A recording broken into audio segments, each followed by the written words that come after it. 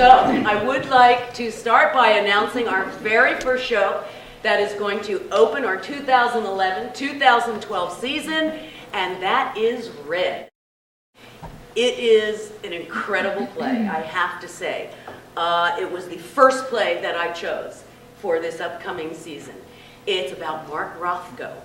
Mark Rothko, the amazing contemporary artist that came out from that time of Jackson Pollock, the 40s and 50s. The play takes place in the late 50s. And Mark Rothko has just gotten the job to make the murals for the Four Seasons that was opening in New York City. And so hence he is embarking on this journey of painting these huge paintings for those walls, and hires this young assistant to come in. And of course this young assistant who of course is there to help him get his canvases ready, also questions him about everything, about philosophy, about love, about art. And Mark Rothko is just one of those great guys I'm sure I would have been friends with. Big mouth. Spoke out about everything that he believed and did not believe in. And the amazing thing is that he went to the Four Seasons when they finished the restaurant, and when he was finishing his paintings and saw where his paintings were going to live, and pulled the commission and said, "My paintings can't possibly live in a restaurant like this," which I loved. And so he was kind of a poor artist there. That commission that paid his salary for 2 years was gone. But it is an amazing play. So it's those two guys in the play, Mark Rothko and his assistant. And that's going to open, and yes, I am directing it. That is the play that I just knew, I sort of fell in love with, and that's first play. I got it. I get to pick, I get the pick of the litter. That's what you get after 33 years. After Red, we're going to open God of Carnage. It's about two couples in Brooklyn, and they get together one evening because their sons, their 6-year-old sons, are fighting on the playground. So they very civilized get together and decide they're going to talk it out, figure it out, as four adults should. And they can't. And it becomes savage. It becomes visceral. It becomes every single thing a 5-year-old would say and do on a playground. They end up doing. And this play, it's fabulous. It's a 90-minute, no intermission, riveted to your seat sort of a piece of literature. Okay, holiday show, you guys, holiday show. I grapple with this. It's like holiday show. So I have to say, and this is almost unprecedented, I am bringing back a show we did in 1998, this holiday season, because it is the antithesis of the holiday and Christmas time that I can possibly think of, the salvation of Iggy.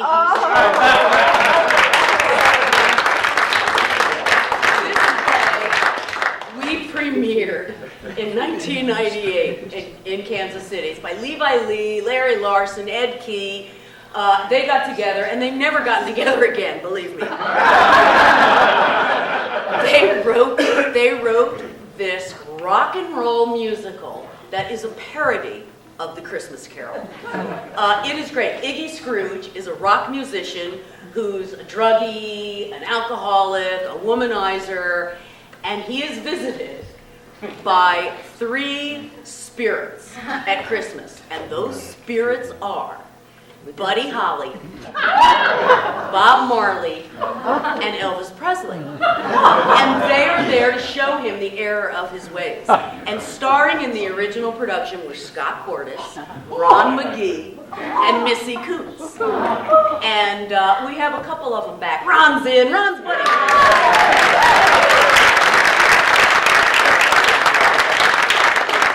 Oh, yes. And then after the holiday, beginning 2012, is a new play called Next Fall. It's by Jeffrey Knopf. This play is sort of amazing. It tells the story with incredible honesty and humor about 2 guys in a relationship. One is devoutly religious, and one is a militant atheist. And it's how they try to make this relationship work, which personally I can't even understand, but they do, and that's why it's a great work of fiction. I can't even understand how a Republican and a Democrat can. It's a beautiful, beautiful piece. It gets into love, commitment, faith, and what that means to each other, what that means in a relationship, and how that can, help build it, help tear it apart. It's very interesting to get into these plays now that do question faith. It's sort of always something I've been fascinated with, and it runs the gamut. And what happens in this play is that this tragedy strikes, and it brings all of these topics to fruition, and they have to deal with them on a major level. It's a great sort of philosophical, it's about visitation rights in the hospital, and all these marginal issues that come into being, but it's basically about a relationship and what it means to sustain a relationship on any level, because there's always going to be conflict. So, what's coming up next after next fall is our world premiere. Our world premiere next season is a play called Hungry. It's by Leah Romeo, who wrote Green Whales last year. It is another wacky, controversial comedy. She is an amazing writer. Hungry pretty much deals with young women and body image, and they're dealing with eating disorders.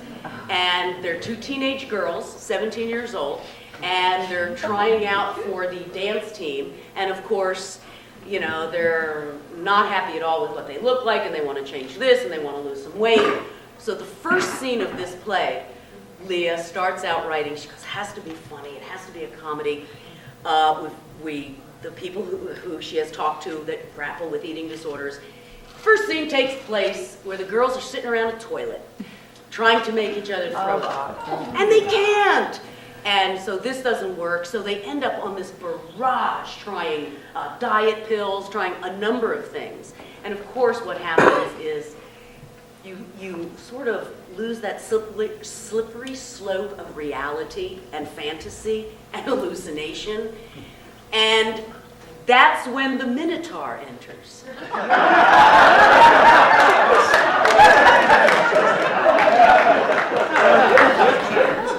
The Minotaur comes in and tries to help the girls with all of their conflicts and issues, and you tend to question as the play goes on if the Minotaur is actually helping at all, if this is a burden to bear. Taking these really difficult issues that must be talked about, that must be looked at and discussed, but really presenting them in such a comedic way that we don't all want to slash our wrists, at the end of it, but we still learn something, but you can laugh at it. And I love that ability, and Leah Romeo is able to do that. Time Stands Still. Time Stands Still is by Donald Margulies. It's a great little piece. It's about a couple, Laura Linney's role, and her, they're not married, but her partner, are journalists. She's a photojournalist, he's a journalist, and they've been in Iraq. And what they do is just hop from war to war to war. That is so much part of their identity, it is part of their relationship, and what happens is he comes back to the States, and she is in Iraq after he has left, and is unfortunately in a roadside bombing, and is critically injured, almost dies, and he can't get back there, and she's alone. Anyway, she comes back to the States, and they're grounded. At this point, because of the injury, they're going to be grounded in the States, and it's sort of this, can their relationship survive?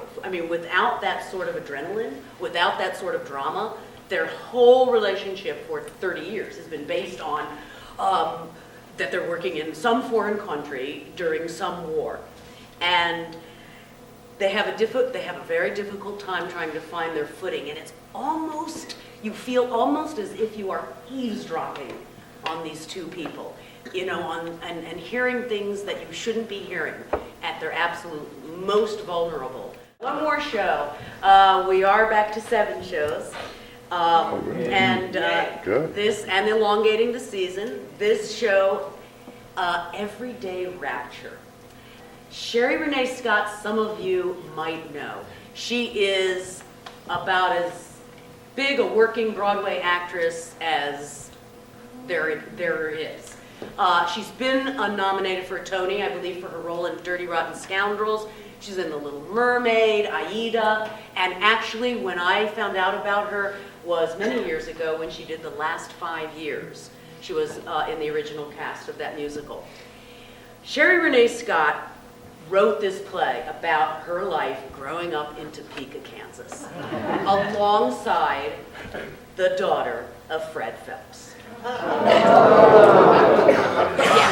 And she grew up there, and her entire, her whole world was getting out of Topeka, Kansas, going to Broadway, making that move. And by God, it did work. She wrote this play. They did it in a cabaret series, and of course, with Sherry playing herself. And so Sherry, a couple backup singers, a band on stage. I found out about this play. It has never been done without Sherry Renee Scott singing the role. So we will be the first production after that cabaret series to do this production. And she will be out here. We are working right now with the writers, with ASCAP, trying to work out all of the arrangements with it. But it's very exciting. I think it's a great play. It's fun. It's funny. The music's fabulous. And also this great tie-in with, as we all know, and Fred Phelps. So hopefully we'll be picketed. Renew your season tickets. And thank you for being here.